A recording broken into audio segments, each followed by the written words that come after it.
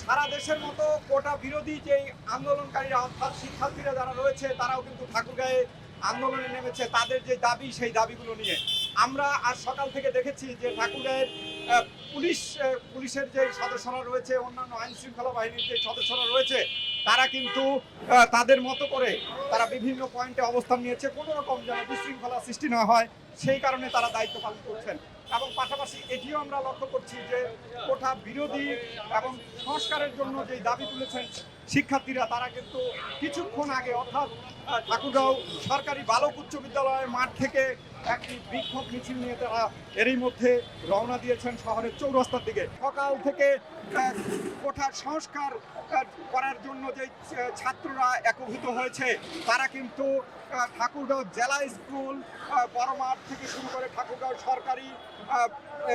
সরকারি বালক উচ্চ বিদ্যালয়ের যে মাঠ রয়েছে সেই মাঠে দলে দলে তারা যুক্ত হয়েছেন।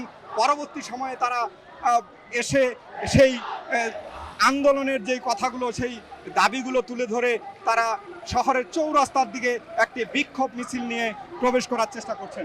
আমরা একটু দেখাই যে এটি কিন্তু তাদের যে দাবি সেই দাবিগুলোর জন্যই তারা কিন্তু এই সংস্কারের যে আন্দোলন সেই আন্দোলন চালিয়ে যাচ্ছেন।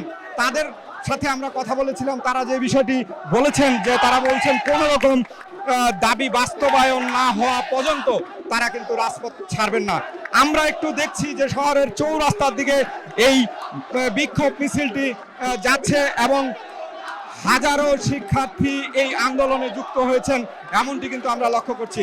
তবে পুলিশ প্রশাসনের পক্ষ থেকে এবং অন্যান্য আইন শৃঙ্খলা বাহিনীর পক্ষ থেকে তাদেরকে সহায়তা করা হচ্ছে এবং তাদের যে যৌক্তিক দাবি এটি মনে করছেন এবং সেই দাবির ক্ষেত্রে তারা কোনো রকম বাধা সৃষ্টি করছেন না।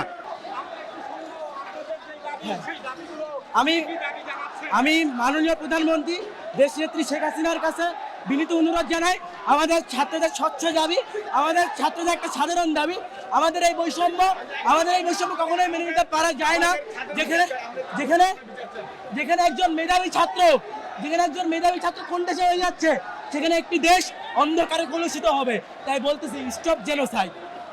আমরা দেখছি যে শহরের চৌরাস্তায় বিক্ষোভ মিছিলটি প্রবেশ করেছে এবং আসার পরে তারা কিন্তু সুশৃঙ্খলভাবে আমরা দেখছি যে তাদের যে যৌক্তিক তারা যেই বিষয়টি মনে করছেন যৌক্তিক দাবি সেই দাবিগুলো তারা তুলে ধরছেন।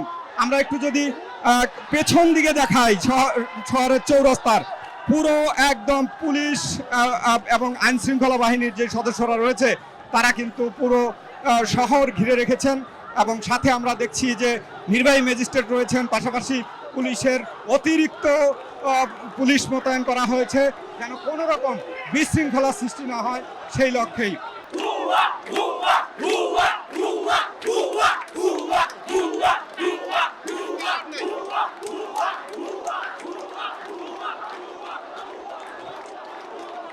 আমরা সর্বোপরি বলতে পারি যে ঠাকুরগাঁয়ের যে আন্দোলন কর্মসূচি সেই কর্মসূচি কিন্তু চলমান রয়েছে এবং সেই কর্মসূচি তাদের সারা দেশের যে কর্মসূচি সেই সারা দেশের কর্মসূচির অংশ হিসেবে প্রত্যেকটি কর্মসূচি তারা কিন্তু পালন করছে শিক্ষার্থীরা।